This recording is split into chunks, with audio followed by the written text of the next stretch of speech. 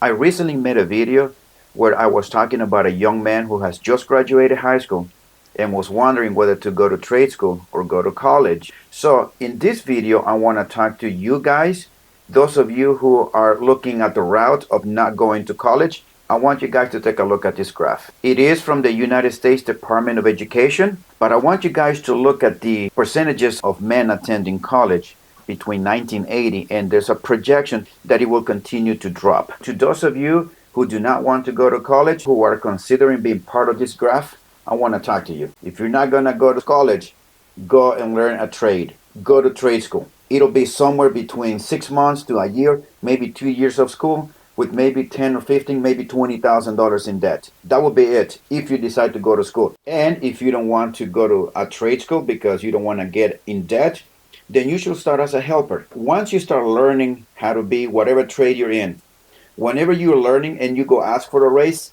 the most money that you're gonna get might be 50 cents, 75 cents, a dollar, and you're gonna be continually asking for raises. The reason why they're gonna give you this little money is because they train you. You learned with them.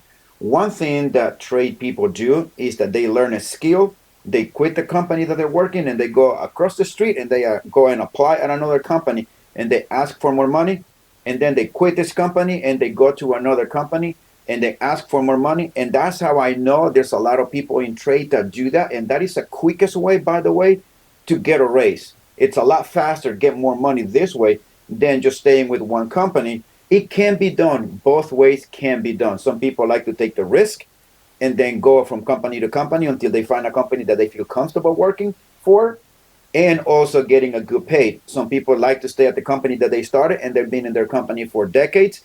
That's totally up to you, but that is one way that you can get a faster increase in pay by going this additional route. The other good thing about the trade industry is that this kind of jobs cannot be outsourced.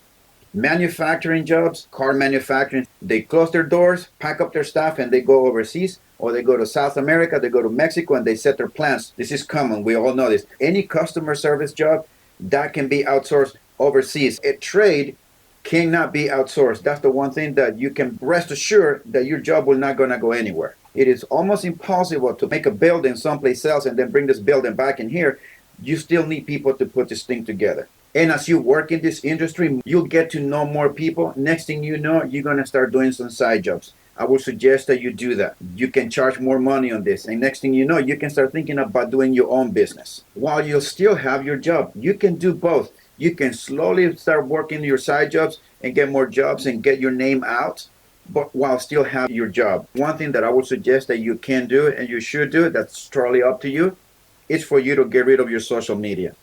You're going to find out that the very little time that you have, you don't want to be spending it on keeping up with all of your social medias and keeping up with what's going on. Honestly, it is a waste of time. In my opinion, you should just focus on your goals and then start working towards those things. And don't let things like this just come between you and your goals. Set your time aside for things that really matter and not those trivial things, which to me, social media is just one of those trivial things that take you away from your purpose. And while you're doing all of this, you need to surround yourself with good people, people that you can learn from, people that are walking on the path that you want to walk, or people that have been successful at what you want to be successful. They have been there, they have done that. You need to surround yourself with like-minded individuals, people that will uplift you and people that want the best for you, people that will help you along the way to achieve those goals, not people that will bring you down or put doubts in your mind about the direction that you want to go. I also remember saying in one of the videos that I made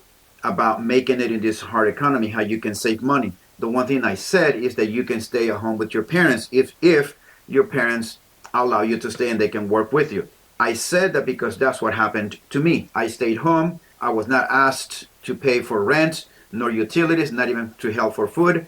I remember my mother telling me that she wanted me to save as much money as I can so that I am able to support myself once I move out of the house. I then went to college and I still have some money saved.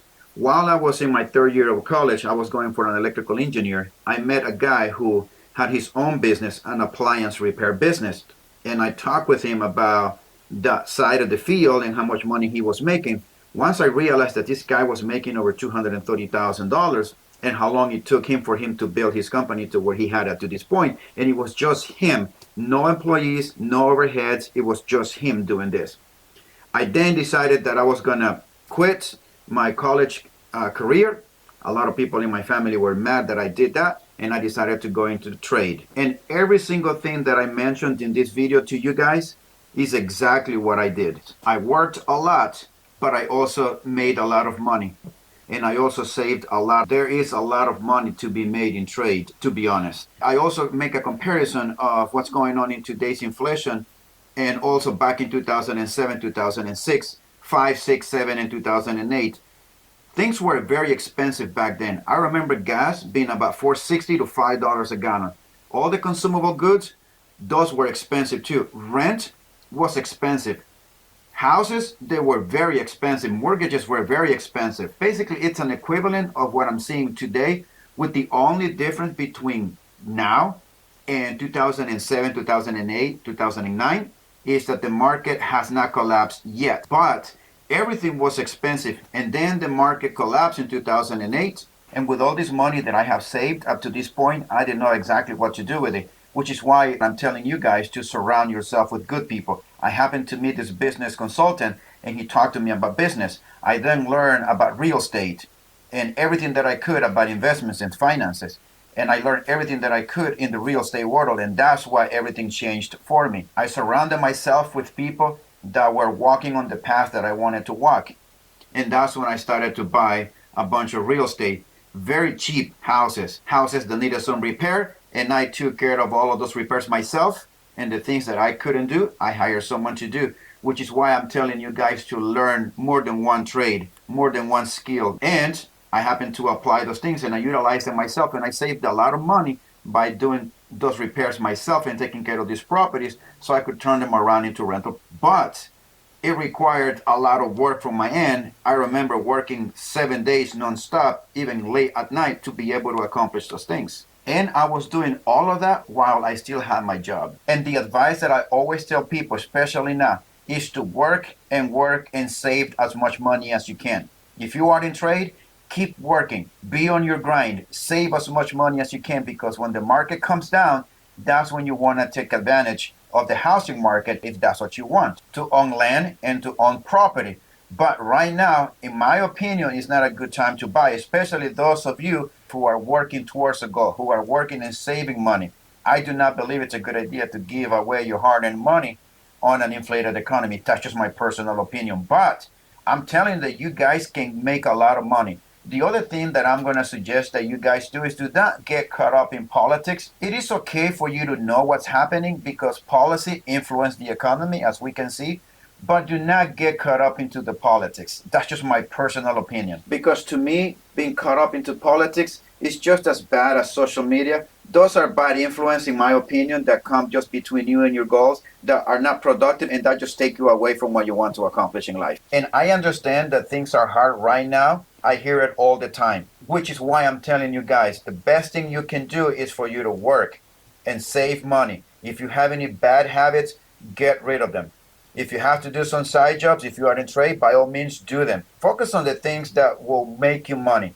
Set some goals for yourself. In the next 4 or 5 years, where do you want to be? And start working towards those goals. And if you need to cut back in some of the activities that require money, cut back on those things. Deny yourself a lot of things now and save as much money as you can, because things are expensive nowadays. Save as much money as you can. You want to wait for this economy to level out or to have a correction. You want to have money when these things happen. Learn everything that you can about investments and about finances now, and just have all of that knowledge ready so when the time comes, you're going to be very informed as to the things that you need to do. Don't make the mistake that I did, which I had all this money and I did not know what to do with it. And I probably could have gotten some very good deals on houses that I didn't because I didn't have the knowledge. So don't make the mistake that I made. Learn about those things now and be ready now. There's power in knowledge, and the sooner you are ready, the better off you'll be.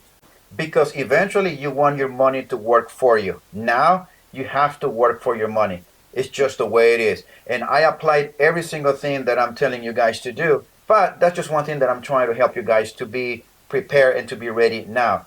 And as I look back, I am grateful that I was able to do the things that I did, and I was able to surround myself with good people that helped me. coached me. What a better people to talk to than the people that have been through what you want to go through, or people that have walked the path that you want to walk. And every financial decision that I made, I always took my time and analyzed the pros and the cons, the possible risks, and the challenges that will come with it. All of this would not have been possible, in my opinion, had I not worked and worked hard and saved all of my money in order for me to take advantage of this downfall in the market, which I did not know exactly how to time the market until later on in life, not to a perfection, but to have a very good idea where the direction of the market was, which is why the reason I'm telling you guys to work right now so you can be ready when there's a turn in the market. Because it can be done. If I did it, you can also do it. And yes, I understand. I know things are hard, things are expensive, but I need you guys to focus on yourselves. I need you guys to focus on your goals. I need you guys to be on your grind. And if you happen to find a good woman, make sure that she also sees your vision, that she sees what you see. And if she is not, she does not want to latch onto your vision, don't waste your time. It's not a good person to have beside you anyways, just like a bad friend who's going to deter you or put some doubts on your goals. They're just as bad. But I need you guys to exercise. You need to work out. And if you're not in shape, get in shape. If you have any bad habits, get rid of those things. Do not get involved into drugs and alcohol. It's not a good thing. It will deter you from your goals. It will take some money that you could have well set aside for something that will be more productive. One thing I'm going to tell you guys before I forget, always donate some time, if you have, some time to charity, to those people in need, so that it will put it in perspective. When you think that you are having a rough time or your life is rough, go visit someone, go donate your time and see and learn that there are people that have it worse than you do. This is one of the things that, in my opinion, you should do as part of your success, as part of your drive, is also to donate some of your time to people in need. You can go to a food bank, like I said, you can go to charity, you can go to an elderly care facility, you can donate your time to Habitat for Humanity, but never stop taking care of yourself either. And do not let any outside influence come between you and your goals. Do not let any other individuals also come between you and your goals. Always focus on those things. Set your goals, your short-term goals and your long-term goals. And I hope, guys, that this video has become a benefit to you. And I always tell you guys to watch your six. And I'll see you next time.